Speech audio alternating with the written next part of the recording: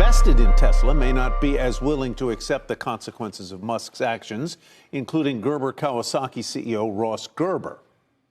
As a shareholder, it's absolutely outrageous, his behavior and the damage he's caused to the brand. Simple as that.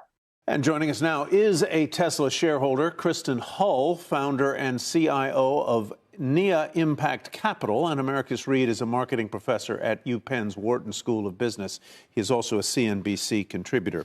So, Americus, what should the board do in this case? And it seems, I'm going to editorialize here because this is infuriating stuff. He either needs to shut up or grow up or both.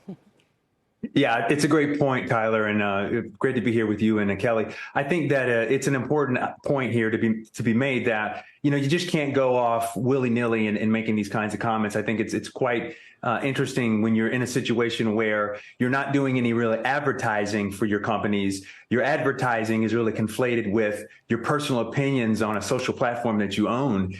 You can run into trouble when you're sort of giving comments off the cuff and things of that nature. And I think this is obviously very, very dangerous and just a silly kind of unforced, unnecessary, self-inflicted wound because you're trying to grow the business, you're trying to build ad revenue. And so from that point of view, to put yourself in harm's way where companies will come out and say, hey, listen, like IBM said, we're going to suspend our advertising efforts with you until we can figure all this out. It just makes no sense from a business and strategic point of view. And I think boards need to come out and be really adamant with respect to signaling to Elon that this kind of behavior is just not going to cut it.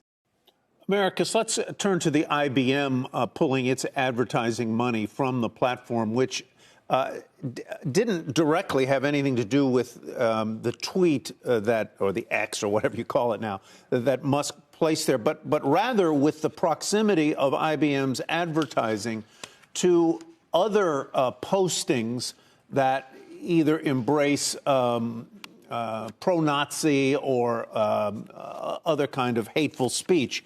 What are companies to do when? And it was not just IBM whose ads were near this kind of content. It included Apple. It included our parent company Comcast as well. Yeah, I think it's a great point, Tyler. I think Kristen just made the point that the brand is an asset. The people are part of the brand. The people inside the organization are important linchpins in terms of making the company successful. So this kind of thing, guilt by association, is powerful because if you're not coming out and making a stand against this kind of stuff, and or you're appearing adjacently to this kind of stuff, like you were saying, Tyler, as a function of an algorithm that who knows how it's working, you're in harm's way. And so this is the kind of thing that smart companies will say, you know what? This is way too divisive, way too important of an issue to allow ourselves to be pulled into kind of a chaotic respond now, because now you're in the hornet's nest sort of approach. So I think a lot of companies are going to say, hey, listen, we got to have some kind of guarantee that when we can collaborate, when we connect, when we co-partner with folks, their values and the types of things they're willing to say that represent what they stand for is got to be in alignment with what we think our brand stands for. Stay on top of the latest in identity, marketing, branding, and pop culture by following Americus Reed on social media or learn more at americusreed.com.